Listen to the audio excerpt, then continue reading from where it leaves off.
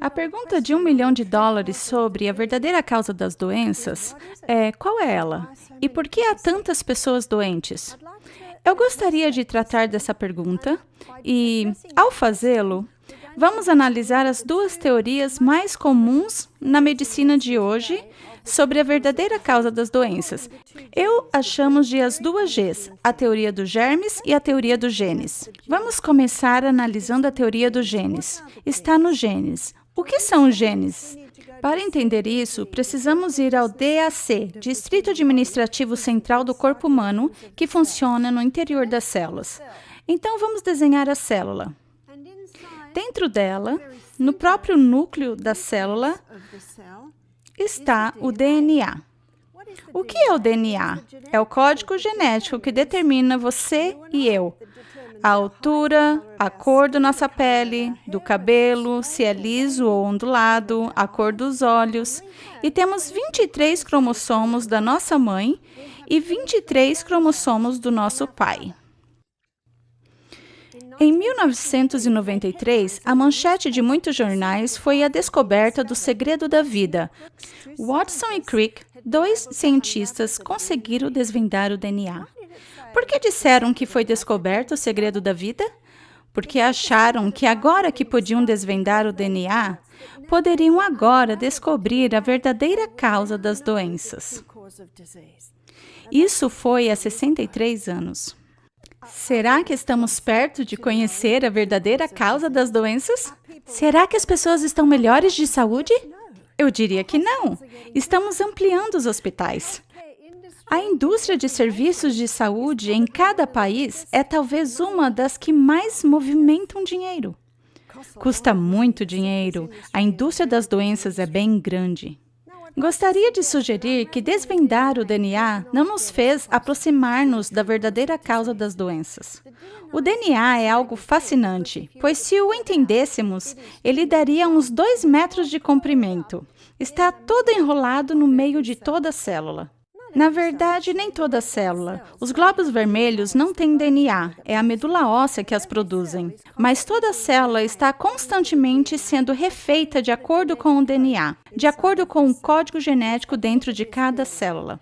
Vamos analisar este DNA. É como uma biblioteca, uma grande biblioteca. Na verdade, se colocássemos todas essas informações do DNA em linguagem alfabética, isso preencheria 1000 livros de 1000 páginas e 3.000 letras em cada página. É impressionante, não é mesmo? Em Salmo 139, o salmista declara no versículo 14: Eu te louvarei porque de um modo assombroso e tão maravilhoso fui feito. Maravilhosas são as tuas obras e a minha alma o sabe muito bem. Você sabia que esse salmo também fala sobre o DNA? Vamos começar com o primeiro versículo. Senhor, tu me sondaste e me conheces. Tu sabes o meu assentar e o meu levantar. De longe estendes o meu pensamento. Cercas o meu andar e o meu deitar, e conhece todos os meus caminhos. Não havendo ainda palavra alguma na minha língua, eis que logo, ó Senhor, tu conheces. Tu me cercastes por detrás e por diante, e puseste sobre mim a tua mão. Tal conhecimento é para mim maravilhosíssimo, tão grande que não o posso atingir. Para onde me irei do teu espírito, ou para onde fugirei da tua face? Se subir ao céu, lá tu estás. Se fizer no inferno a minha cama, eis que tu ali estás também. Se tomar as asas da alva, se habitar nas extremidades do mar, até ali a tua mão me guiará, e a tua destra me susterá. Se disser, de certo que as trevas me encobrirão, então a noite será luz ao redor de mim. Nem ainda as trevas me encobrem de ti, mas a noite resplandece como o dia. As trevas e a luz são para ti a mesma coisa. Pois possuístes as minhas entranhas, cobriste-me no ventre de minha mãe. Eu te louvarei, porque de um modo assombroso e tão maravilhoso fui feito. E aqui vem os versículos que falam sobre o DNA. Versículo 15. Os meus ossos não te foram encobertos, quando no oculto fui feito, e entretecido nas profundezas da terra. Os teus olhos viram o meu corpo ainda informe, e no teu livro todas essas coisas foram escritas, as quais em continuação foram formadas, quando nem ainda uma delas havia. Tudo conforme o padrão, o modelo, o padrão, a receita, a fórmula, no DNA. Deus não precisa ter um livro muito grande. Tudo o que Ele precisa ter é o nosso DNA. Estamos sendo constantemente refeitos conforme o DNA. Nossas células oculares são refeitas a cada 1 a 2 dias. As células em nosso trato gastrointestinal são refeitas a cada 3 a 5 dias. Aqui temos nosso trato gastrointestinal revestido com um monte de pequenas vilosidades. A nossa célula é produzida aqui embaixo, viaja aqui para cima e segue o seu rumo. Pergunta: se as células que compõem nosso sistema gastrointestinal são refeitas a cada 3 a 5 dias, como é que alguém com colo irritável, uma irritação comum do trato gastrointestinal, por que não se curam? Sejamos generosos em 2 semanas. É uma pergunta razoável, não é? Gostaria de tratar dessa pergunta. Algo está errado com o padrão, é minha sugestão. Mark e eu temos 5 filhos. Um é construtor, outro carpinteiro, outro assenta pisos, outra paisagista. E antes de fazer qualquer obra de paisagismo, assentamento de pisos ou construção, eles precisam fazer projetos. Se o projeto não estiver bem feito, a paisagem do jardim não sairá bem. Se o projeto não for bem feito, a cerâmica não encaixa. É exatamente o mesmo com o corpo humano. Os projetos precisam estar corretos. Antes de mostrar-lhes o que pode desorganizar um projeto, gostaria de ir ao resto do corpo. Bem, há uma parte dele, para ver como elas são refeitas.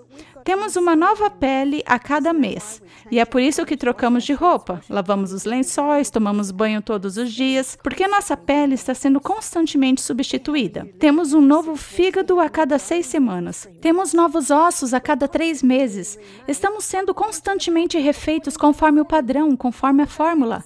De fato, disse que temos um corpo novo a cada 2 anos. Quero lhe mostrar agora como uma nova célula é produzida. Vamos ao trato gastrointestinal. O DNA tem todas as informações nele, mas o DNA não consegue sair. Ele está preso em sua residência. Então, é feita uma cópia, que se chama RNA. O RNA desce até uma pequena seção na célula, conhecida como ribossomo. E o ribossomo é uma pequena fábrica onde se produz a nova célula. Você sabia que tem uma pequena cidade dentro da célula? Na verdade, os evolucionistas que escreveram seus livros-textos há 40 anos estão reavaliando suas teorias. Já estão dizendo, não sabíamos como funcionavam as coisas dentro das células. Há correias transportadoras, há motores externos, é bem impressionante. Então, os RNAs, a fotocópia dos DNAs, descem até os ribossomos, a pequena fábrica onde a nova célula é produzida. E a nova célula começa a ser gerada de acordo com um padrão. Para fins ilustrativos, vou explicar como se construíssemos uma casa. O primeiro tijolo vem aqui, e é talvez a tirosina, um aminoácido. Logo vem o segundo tijolo, e talvez seja a fenilalanina, outro aminoácido. Logo, outro tijolo vem aqui, e é talvez a metionina. Sabem, somos construídos por esses tijolinhos chamados aminoácidos, são unidos conforme o padrão. Eles se colam aos minerais. Na verdade, até os DNAs são compostos pelos alimentos que consumimos. Então, as linhas externas são compostas por polissacarídeos, e os polissacarídeos significam basicamente muitos açúcares. Essas são as externas. As faixas internas são compostas por aminoácidos, e os aminoácidos são literalmente uma fragmentação da proteína que comemos. E a cola que os une são os minerais. Polissacarídeos, muitos açúcares. Praticamente tudo que comemos é composto por muitos açúcares. Os aminoácidos, eu sou vegetariana e defendo um estilo de vida vegetariano. De onde vêm meus aminoácidos? Das minhas leguminosas, lentilhas, grão de bico, feijões, castanhas, sementes. Minerais. Os alimentos com maior teor de minerais são os vegetais, e os vegetais com maior teor de minerais são as verduras. Deveríamos comer verdura todos os dias. Hipócrates disse que o teu alimento seja o teu remédio, e o teu remédio seja o teu alimento. E ele não sabia o que eu acabei de lhe mostrar. Nosso DNA é composto pelos alimentos que ingerimos. E quando eu vejo os carrinhos de supermercado das pessoas, me pergunto, como é que esses DNAs serão gerados? Uma nova célula é produzida a cada 3 a 5 dias. Cada 3 a 5 dias surge uma nova célula no trato gastrointestinal, conforme o padrão. Como é que uma célula da síndrome do colo irritável é produzida? Vamos ver. É feita uma fotocópia chamada RNA, do padrão da fórmula. Ele vem ao ribossomo, a pequena fábrica onde a pequena célula é feita, e o primeiro tijolo é assentado. Talvez seja a tirosina que esteja ali. Mas é hora de colocar a fenilalanina. Mas tem um trecho de informação ausente. E não sabemos o que fazer agora. E sempre tem uma célula RAG. O que é uma célula RAG? As células RAG são criadas devido à ingestão de alimentos geneticamente modificados, por excesso de exposição a campos eletromagnéticos, por causa de produtos químicos, por causa de metais pesados. Tudo isso causa danos ao DNA. Tudo isso, quando se fragmenta no corpo, cria moléculas que o corpo não conhece. Agora é hora da metionina entrar. Mas a metionina não se encaixa. Na verdade, nem tem lugar para ela, que não sabe o que fazer, e temos outro problema. As pessoas têm carência de minerais, têm deficiências de minerais, então é muito difícil uni-los. E ao avançarmos, temos outro trecho de informação ausente aqui. E há diversas células RAG que estão nadando por aí buscando um lugar onde se encaixar. E a cada 3 a 5 dias surge uma nova célula da síndrome do cólon irritável. Essa ilustração simples aborda alguns dos motivos pelos quais as pessoas não obtêm a cura atualmente. Elas não estão se curando porque carecem de minerais.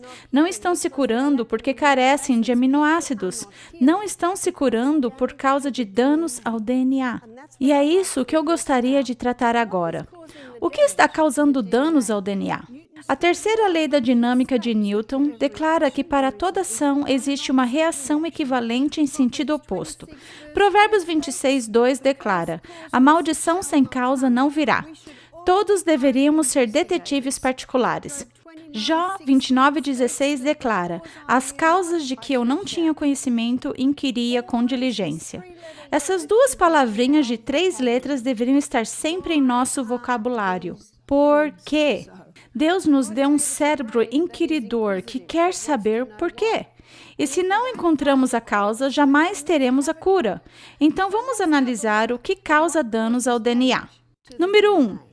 92% de danos ao DNA, dizem os cientistas hoje, ocorrem por causa de deficiência em minerais. Por que os americanos, australianos e as pessoas ao redor do mundo teriam deficiência de minerais? Precisamos analisar a agricultura. E ao analisarmos a agricultura, veremos que muitos solos estão deficientes atualmente. Muitos agricultores não estão alimentando o solo. Quando uma planta cresce na terra e é feita a colheita dela, nenhum outro plantio deve ser colocado ali até que o solo seja alimentado, porque toda planta extrai minerais do solo para poder crescer. E muitos agricultores hoje usam superfosfato. O superfosfato prende ou bloqueia os minerais no solo, inibe os micróbios do solo de conseguirem tirar os minerais do solo e colocá-los na planta. Assim, a planta se torna deficiente em minerais. E todos os insetos a atacam, e o agricultor pulveriza a planta, reduzindo ainda mais os minerais. Aí o fruto é colhido muito cedo e armazenado por muito tempo. E quando alguém vai ingeri-lo, não resta praticamente nenhum mineral. Não é de se admirar que muitos têm deficiência de minerais, mas tem mais. Alguns estimulantes que as pessoas estão tomando estão exaurindo os minerais que elas têm. Um deles é conhecido como a queridinha da Austrália e também dos Estados Unidos, a cafeína. A cafeína é bastante tóxica ao corpo, portanto, rapidamente, o corpo a cobre com minerais como caseína e magnésio. Então, quando as pessoas tomam café, estão causando uma extração de cálcio e magnésio do corpo. Outro estimulante que também rouba o corpo é o açúcar. E não estou me referindo à cana-de-açúcar, nem do mel ou xarope de bordo. Estou me referindo ao ácido puro e cristalizado, que é extraído da planta da cana-de-açúcar. Na verdade, um escritor disse que o açúcar deixa o corpo mais bem vestido do que originalmente. Com que ele está vestido? Com nossos minerais. Outro estimulante que causa diminuição de minerais é o álcool. Além de diminuir os minerais, também diminui as vitaminas B. E é algo bem conhecido, acho que desde a década de 60 ou 70, que os alcoólatras estão tendo danos cerebrais, não tanto pela toxicidade do álcool, mas também pela extração das vitaminas B que protegem o cérebro. E acho que foi na década de 70 que começaram a fortificar cereais e pães com vitamina B para tentar proteger o cérebro dessas pessoas. O álcool, além de causar uma extração dos minerais e vitaminas, também prejudica o DNA. Crianças estão nascendo hoje com síndrome alcoólica fetal. Essa síndrome pode acontecer quando os pais tomam apenas 2 doses por semana. Geralmente, a síndrome alcoólica fetal não é identificada, porque a criança parece estar agindo de maneira um pouco mais impulsiva. Mas eu tenho falado com pais que se perguntam por que uma criança em particular é muito difícil de se lidar e a criança foi diagnosticada com síndrome alcoólica fetal. E sim, os pais tomavam de 1 a 2 doses por semana. Alguns médicos estão até dizendo às pessoas que um pouco de vinho tinto faz bem. O vinho tinto realmente tem um pouquinho de antioxidante nele, mas é o mesmo que dizer que um herbicida tem 99% de água nele. Devemos tomar herbicidas? Um pouco de veneno só porque está numa quantidade pequena não o torna bom. E encontramos antioxidantes no suco de uvas escuras e em uvas escuras.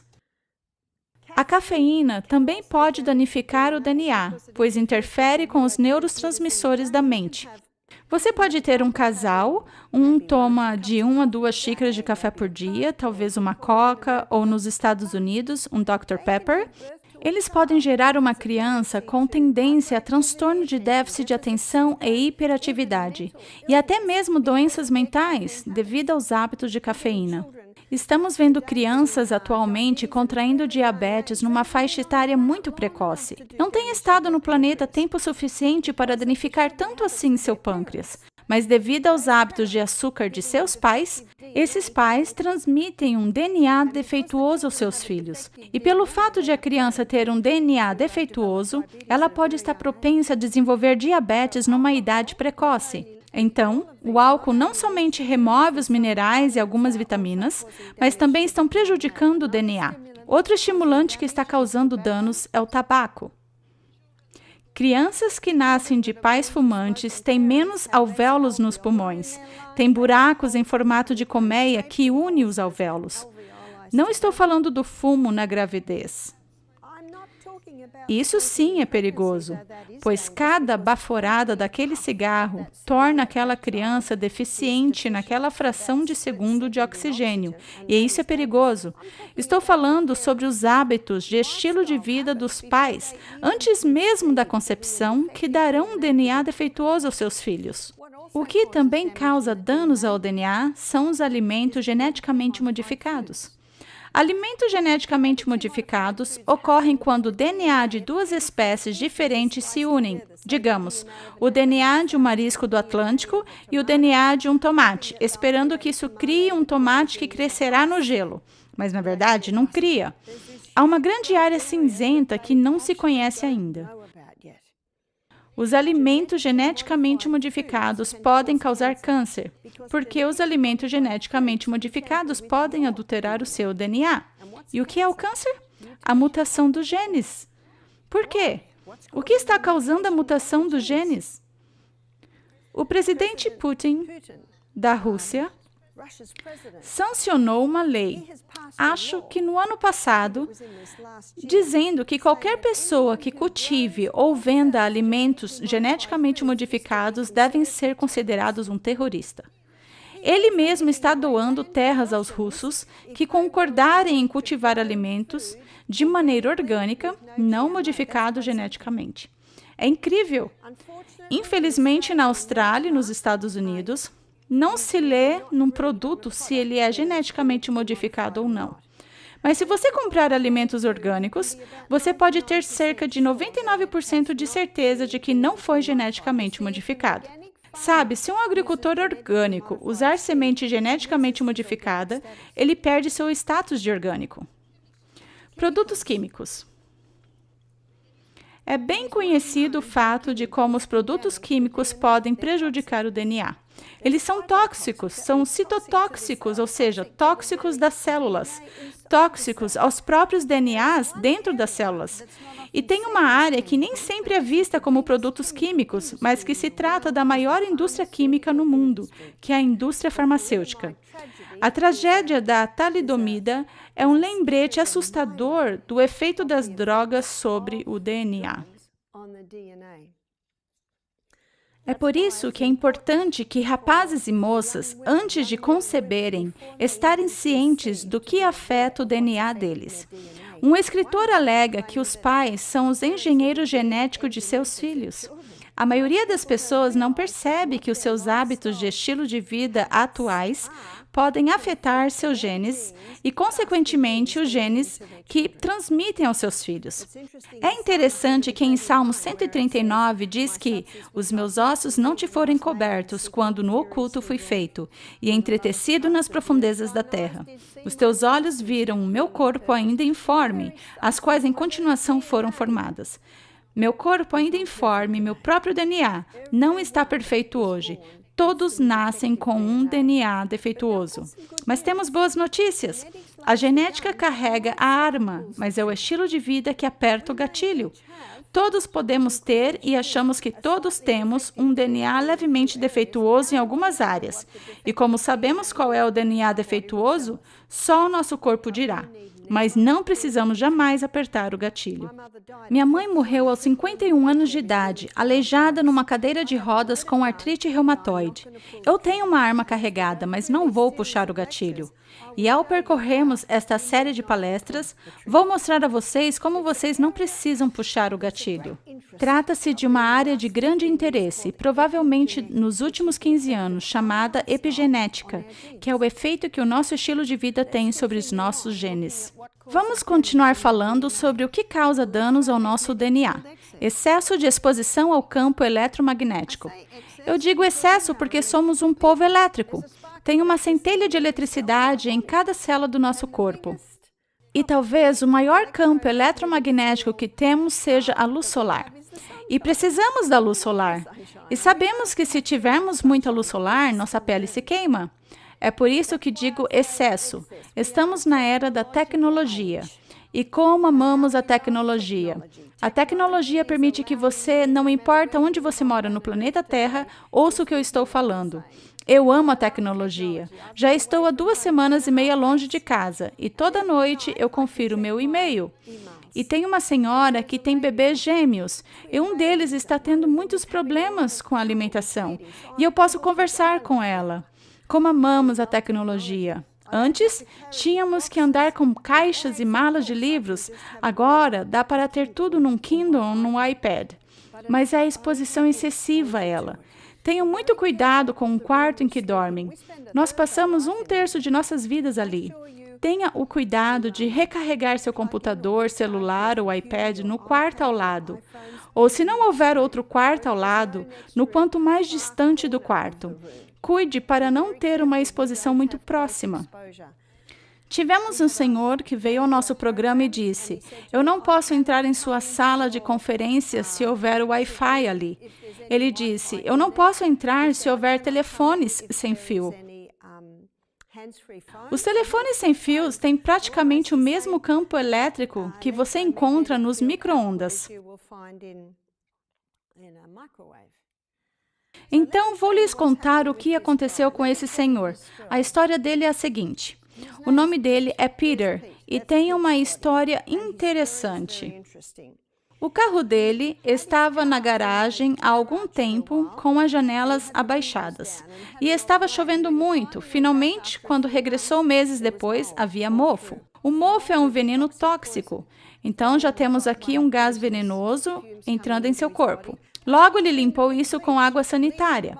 Água sanitária e mofo criam uma mistura incrivelmente tóxica. Mais ou menos nessa época, ele tinha um dente com um canal que estava infeccionado e que doía bastante. Então, os venenos lhe chegavam ali. Mais veneno entrando em seu corpo. E tomou muitos analgésicos, alguns produtos químicos a mais em seu corpo. Finalmente, o dente ao lado também infeccionou e estava tão dolorido que os analgésicos não resolviam mais. E esse lado de seu rosto começou a inchar. Foi ao dentista para refazer o canal. Um preenchimento de canal é basicamente um dente morto, ou seja, o corpo tenta rejeitá-lo. Além disso, ele instalou Wi-Fi em sua casa, ou seja, tinha mais exposição a campos eletromagnéticos e ainda era um fumante. Dá para ver o que está acontecendo com Peter? Ele está chegando ao limite. Se tivesse qualquer exposição estando nessa situação a qualquer campo eletromagnético em excesso, como no Wi-Fi ou com o telefone sem fio, mais uma gotinha de veneno e tudo transbordaria. Então, caso se aproximasse de telefone sem fio, micro-ondas, Wi-Fi, sua cabeça começava a inchar. Dá para ver, seu corpo estava cheio de veneno. Qual é a melhor coisa que Peter pode fazer? A melhor coisa para ele é fazer uma desintoxicação. Pouco a pouco, reduzir seus níveis. Pouco a pouco. A razão pela qual eu consigo estar ao lado de um micro-ondas ou de um telefone sem fio é porque talvez meu nível esteja nesse ponto. Então, eu posso receber mais uma gotinha e não transbordo. Essa seria provavelmente a maior diferença. Eu disse para ele, a melhor coisa que você pode fazer é parar de fumar. Para Peter, era mais fácil culpar o telefone sem fio que os cigarros.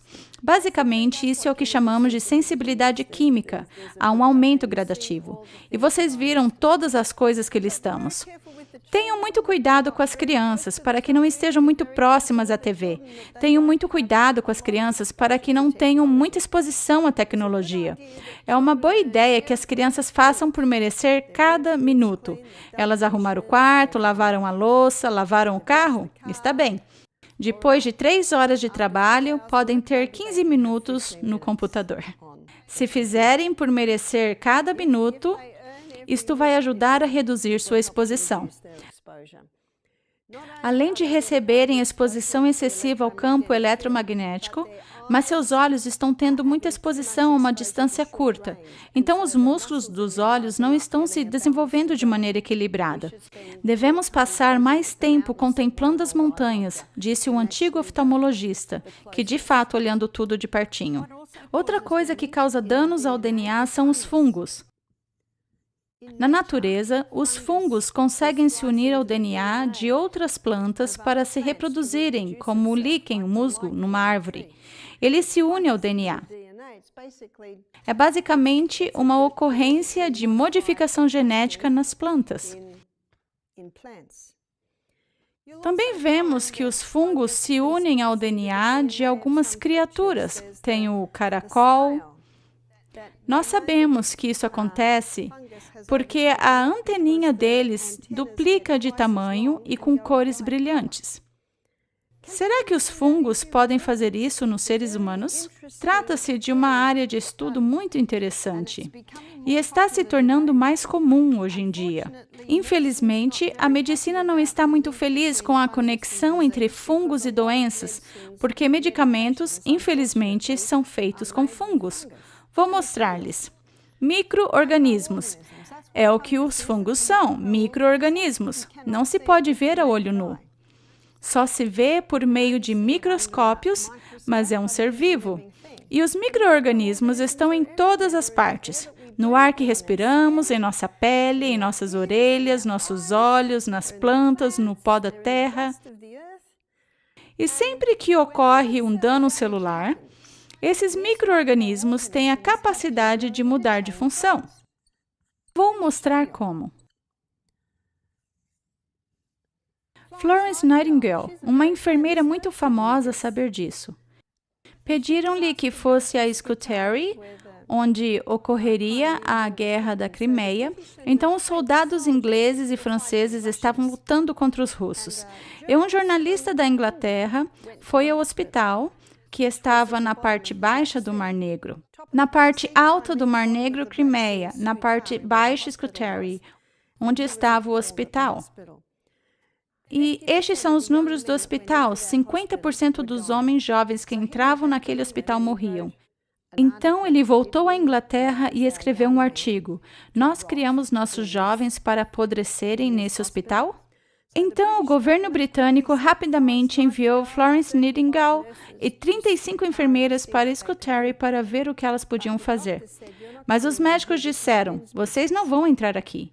Isso aqui é assunto de homem. Eles as enviaram para a cozinha, então elas começaram a lavar a cozinha. 2 semanas e meia depois, chegou outro navio carregado dos feridos, 200 homens feridos. O hospital já estava superlotado. Então o médico disse a Florence, está bem, você pode vir. E a primeira coisa que ela pediu que suas enfermeiras fizessem foi limpeza. Esfreguem e limpem. Sabiam que em 6 meses a taxa de mortalidade caiu de 50% para 2%.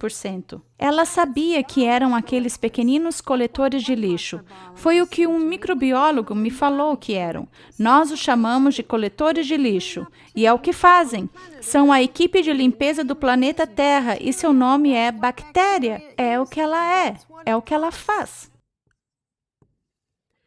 E sempre que ocorre um dano celular, esses micro-organismos, que são uma parte integral de uma planta viva, ser vivo ou ser humano, se tornam os coletores de lixo para limpar os dejetos. Florence Nightingale sabia disso. São organismos oportunistas.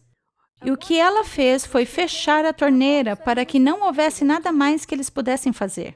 E quando ela leu acerca da teoria de Louis Pasteur, a teoria dos germes, que os germes causam doenças, disse que era a teoria de um homem de uma mente muito instável. E disse que qualquer um que acreditar nisso é igualmente instável. Os germes não causam doenças, eles são o resultado de condições insalubres. Então, quando Florence Nightingale voltou para a Inglaterra, 2 anos mais tarde, avistou de seu barco uma enorme festa de boas-vindas, recebendo-a de volta ao lar como heroína. Como os britânicos a amavam, ela havia salvado a vida de seus filhos. Assim que viu isso, mudou seu nome para Mary Smith, desceu pela prancha de desembarque traseiro e foi para casa. Quando a encontraram mais tarde, perguntaram-lhe, por que fez isso? Ela disse, eu não sou heroína. Tudo o que fiz foi aumentar a higiene, o saneamento e a nutrição. Jamais deveríamos nos esquecer da história de Florence Nightingale.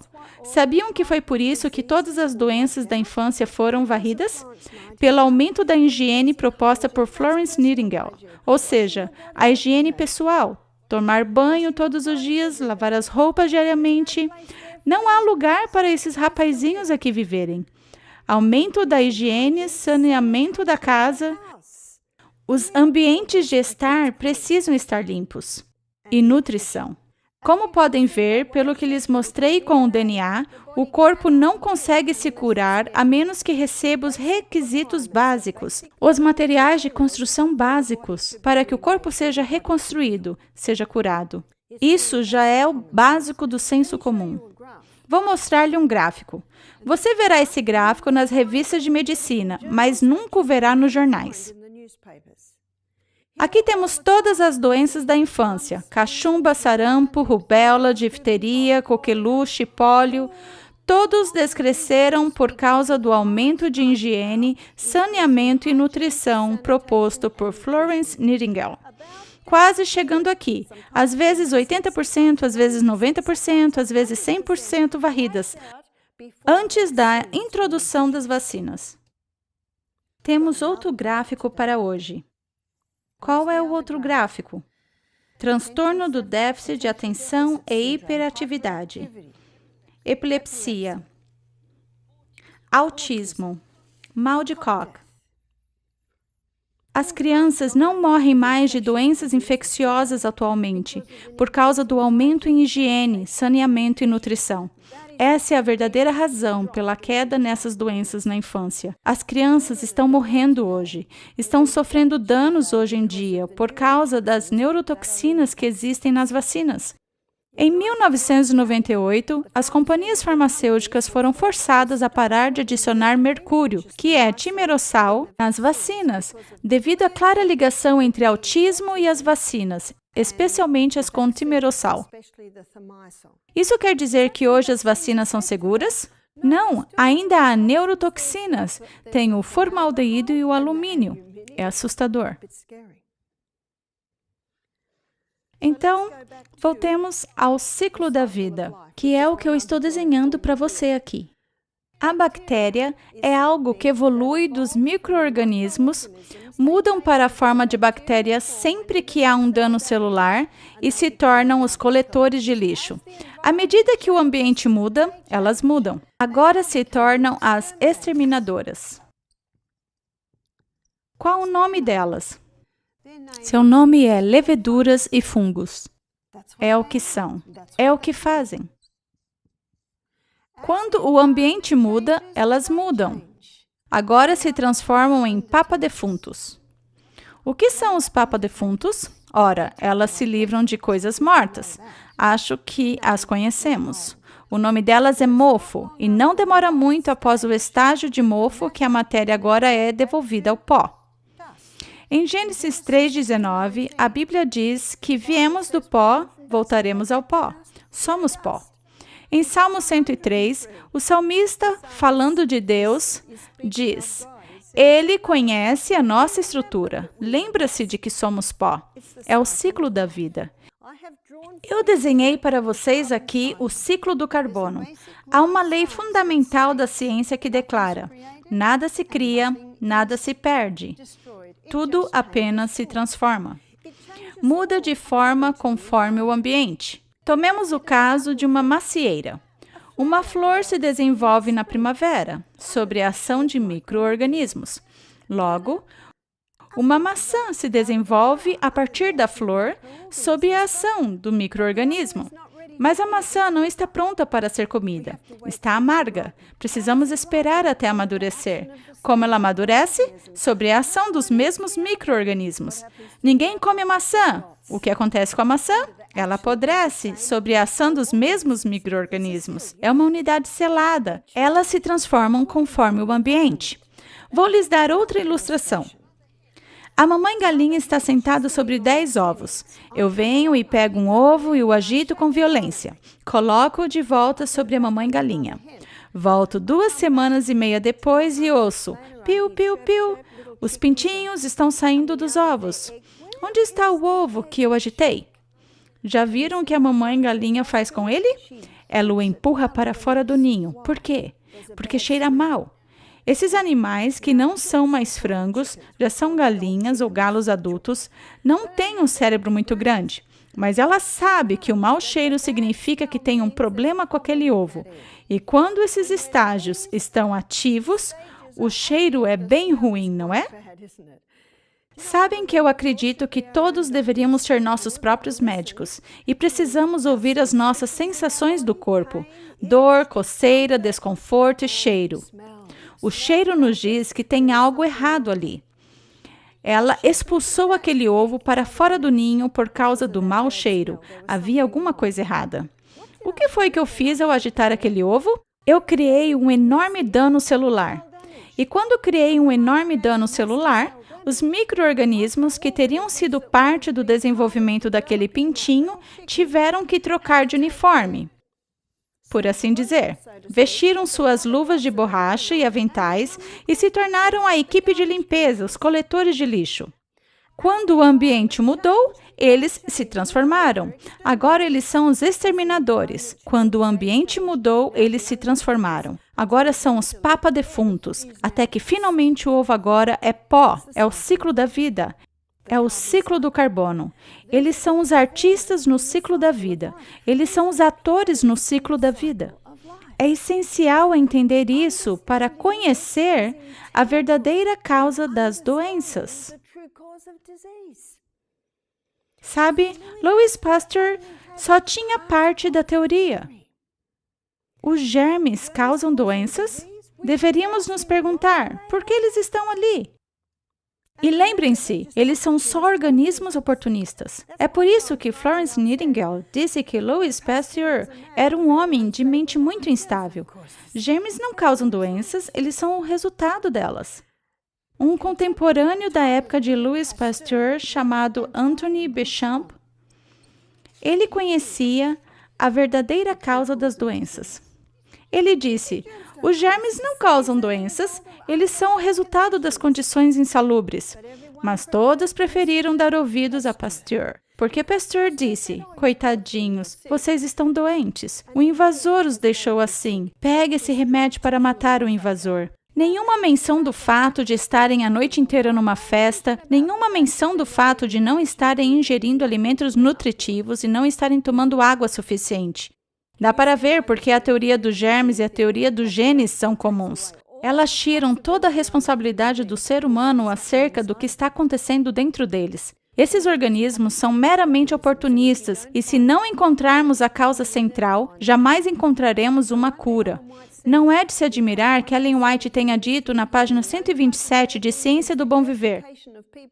Ensinem os médicos ao povo que o poder restaurador não se encontra em drogas, porém na natureza. A doença é um esforço da natureza para libertar o organismo de condições resultantes da violação das leis da saúde. Sabiam que Florence Nightingale disse exatamente o mesmo? Ela disse que a doença é um processo de reparo. Em caso de doença, convém verificar a causa. As condições insalubres devem ser mudadas, os maus hábitos corrigidos. Então, se auxilia a natureza em seu esforço para expelir as impurezas e restabelecer as condições normais do organismo. Anthony Béchamp sabia disso. Nomeado 6 vezes professor.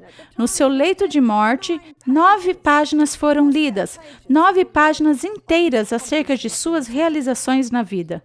Mas sua teoria não foi muito aceita.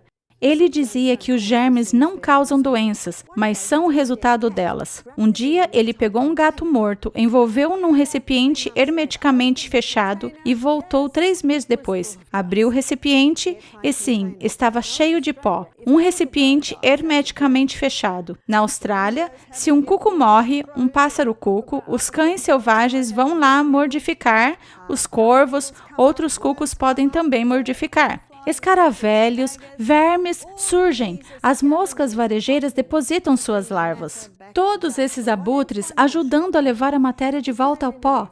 Mas o que Anthony fez foi colocá-lo num recipiente hermético, o que levou o gato de volta ao pó. Ora, os micro-organismos são uma parte essencial do gato vivo e vigoroso, que após a morte do organismo mudaram de função. Tiveram que tirar seus uniformes e vestir as luvas de borracha e aventais. Quando o ambiente mudou, eles mudaram. Nós também fazemos isso. Não estou vestida agora do modo como me visto quando estou fazendo buracos na horta, ou quando corro pela manhã. Não estou vestida agora do modo quando me visto quando durmo à noite. Nós mudamos de função conforme o ambiente. Não estou vestida agora do modo como me visto em meados do verão. Nós mudamos de função e também os micróbios. Eles mudam de função. Uma das coisas mais incríveis acerca do corpo humano e dos micro-organismos que vivem nele, e há 10 vezes mais micro-organismos em nosso corpo que células, é a capacidade de se adaptarem e de se ajustarem. Isto pode ser uma boa notícia, como uma má notícia. É boa notícia quando podemos mudar e nos adaptar a coisas melhores, e é má notícia quando nos adaptamos e mudamos as coisas que são prejudiciais. Anthony, com grande empolgação, pegou o pó do gato morto, colocou sobre o microscópio. Estava vivo com micro-organismos. Uma das leis fundamentais da ciência declara que nada se cria, nada se perde, tudo apenas se transforma. Não é por isso que os agricultores orgânicos colocam composto em seu solo? O que estão colocando em seu solo? Micróbios. Temos 3 compartimentos para composto em nossa horta. Uma é a que estamos alimentando, a outra está descansando. Por que está descansando? Aguardando os micróbios trazer a matéria de volta ao pó. Eu sei que quando o terceiro compartimento estiver pronto para que eu coloque em minha horta, é quando as plantas papau e de abóbora surgem. Eu faço buracos, cheiro e tenho um cheiro doce de terra. Nada de podridão. Agora está pronta para ir para minha horta. E quando eu coloco na minha horta, o que eu estou colocando lá? Micróbios! Permita-me mostrar-lhes o que esses micróbios estão fazendo na minha horta. Aqui está a planta. Aqui estão as raízes. Quando eu coloco o composto na horta, coloco micróbios na horta. E esses micróbios desempenham um papel muito importante. Eles são responsáveis pela quebra dos metais pesados e dos minerais no solo. O solo está repleto de minerais, mas não podemos acessá-lo, e a planta também não consegue, a menos que haja micróbios no solo para quebrar os metais pesados e os minerais. Absorção. Além de quebrarem os metais pesados e os minerais no solo, eles também são responsáveis pela absorção desses minerais na planta. Também são responsáveis por proteger a planta contra patógenos prejudiciais. Também são responsáveis pela nutrição da planta. Essa planta sabe que precisa desses micróbios. Essa planta sabe que sua saúde, na verdade, sua sobrevivência, depende desses micróbios. Então, 50% do combustível que produz da fotossíntese, ela manda lá para as raízes a fim de alimentar os micróbios. Vocês sabiam que a lei do serviço está escrita em cada planta na natureza? A lei da vida é que você só pega para dar novamente. É a lei da vida. A planta sabe que precisa desses micróbios.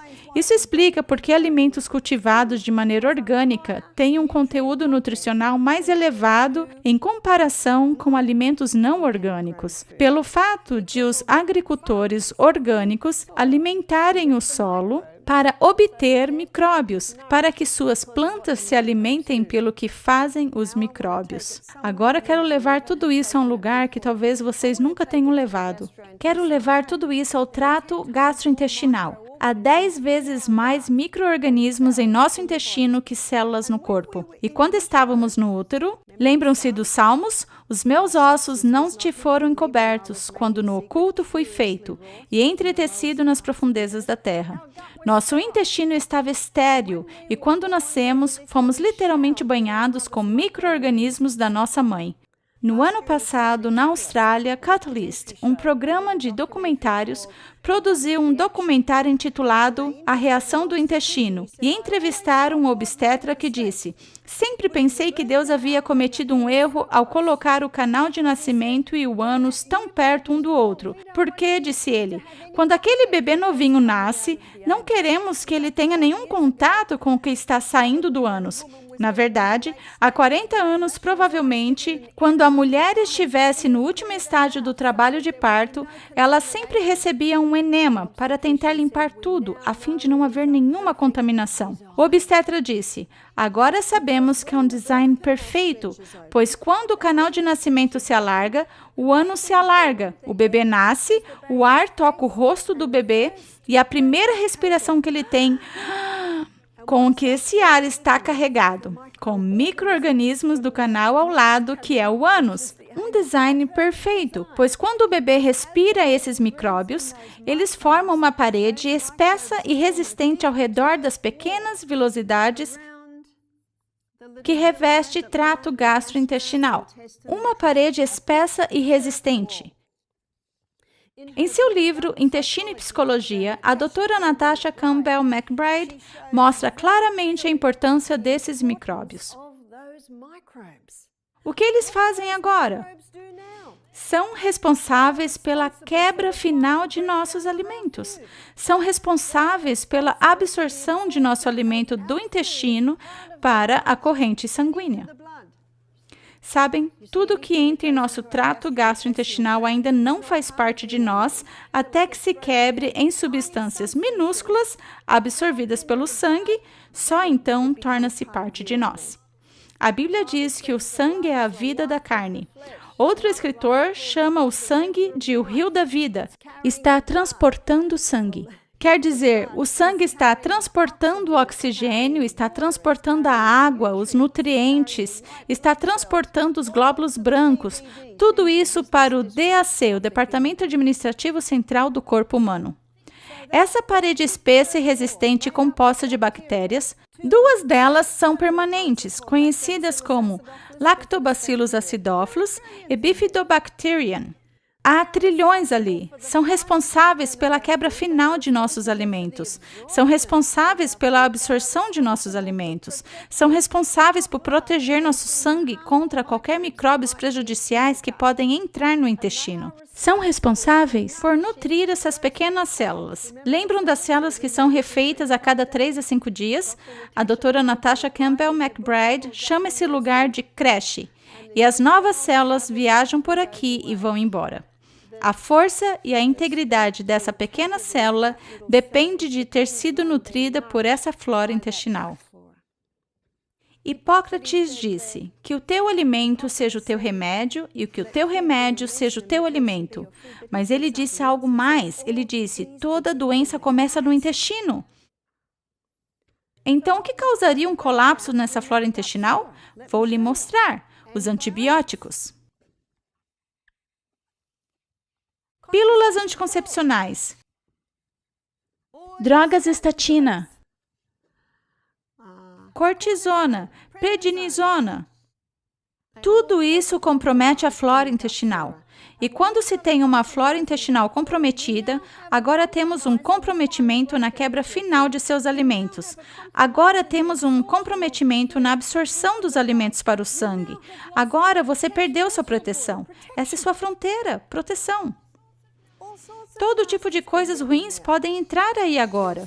Suas células agora perderam a nutrição delas.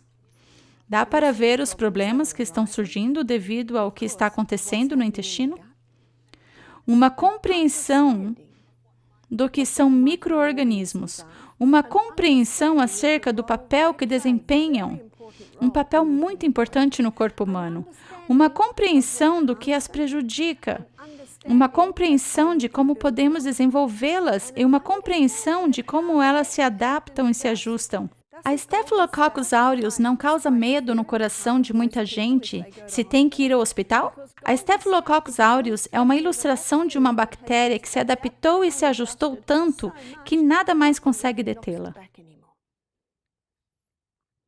É hora de entender os micróbios, entender o papel que eles desempenham no corpo humano. Provérbios 14:6. O escarnecedor busca sabedoria, não acha nenhuma. Para o prudente, porém, o conhecimento é fácil. Quando você compreende essas coisas, você automaticamente tem o conhecimento acerca de como tratar o corpo humano. E não é esta a educação mais importante. A educação mais importante é saber sobre a casa onde moramos. Porque a casa onde moramos está determinando as devidas funções de nosso cérebro, onde Deus se comunica com a humanidade. Na página 347 de Parábola de Jesus, a escritora diz: transgressão da lei física é a transgressão da lei moral. A lei de Deus está escrita com seu próprio dedo em cada nervo, cada músculo, em cada faculdade que confiou ao homem. E todo abuso de qualquer parte do nosso organismo é uma infração dessa lei. Todos devem ter inteligente conhecimento da anatomia humana para poderem conservar o corpo em condição de executar a obra do Senhor. A relação do organismo físico com a vida espiritual é um dos ramos mais importantes da educação. Cuidadosamente deve ser a vida física preservada e desenvolvida. Não apenas preservada. Preserve sua flora intestinal. Não apenas preservada, mas também desenvolvida. Para que a verdadeira humanidade, a natureza divina, possa ser revelada em toda a sua plenitude. Muitos estão roubando Deus da oportunidade de alcançar outros, porque seus corpos não estão funcionando bem, suas estruturas humanas. Então, como podemos remediar isso? Há um remédio muito simples. Vou lhe mostrar. Número 1. Um probiótico. O que é um probiótico? Um probiótico é algo em favor da vida. Você pode comprar cápsulas de lactobacillus acidófilos e pode colocá-las em um pouco de água e tomar 45 minutos antes do jejum, porque você quer que eles cheguem até lá embaixo. Número 2. Pare com as coisas que prejudicam. Há 3 coisas que são como palha numa fogueira nessa flora comprometida. 1. Laticídios. O leite da vaca é um leite excelente para bezerrinhos, e ponto. As pessoas dizem, e que leite você toma? Eu digo, eu sou grande, sou adulta, tenho dentes e como comida. Não é preciso tomar leite? 2. Trigo hibridizado. Em outras palestras, vou definir isso. O trigo atual foi hibridizado. Não é o trigo que Deus fez. Se você consegue o trigo Einkorn, esse é o original. Não causa problemas no intestino. É o trigo hibridizado. E o açúcar refinado. Esses são os 3 alimentos que causam bastante irritação ao intestino comprometido. Devem parar com elas. Número 3. Em Salmo 104, verso 40, diz que Deus deu a verdura para o serviço do homem. Eu amo esse versículo. E ele fez 2 ervas que são especialmente curativas para as linhas do intestino. Ambas são um pouco babosas, mas isso é bom, pois é exatamente como é o intestino. Aloe vera. Então, que parte da aloe vera devemos usar? Usamos o gel puro de dentro da aloe vera. A parte interna de seus lábios tem um revestimento baboso. É assim que é por toda a parede do trato gastrointestinal. A aloe vera tem um estimulante de crescimento e estimula uma cura rápida do revestimento do intestino. A outra é o olmo escorregadio. E como sugere o nome, quando se acrescenta água a ele, ele fica realmente escorregadio. Lembra do Salmo 104:14. Deus deu a verdura para o serviço do homem. Quero contar-lhes a história de um homem que participou de nosso programa na Austrália, em nosso recanto de saúde, há 6 meses atrás. Ele, na verdade, não queria estar em nosso recanto de saúde, só veio para agradar sua esposa. E ele havia tido síndrome do colo irritável por cerca de 30 anos. Então, ele ia ao banheiro de 5 a 6 vezes por dia.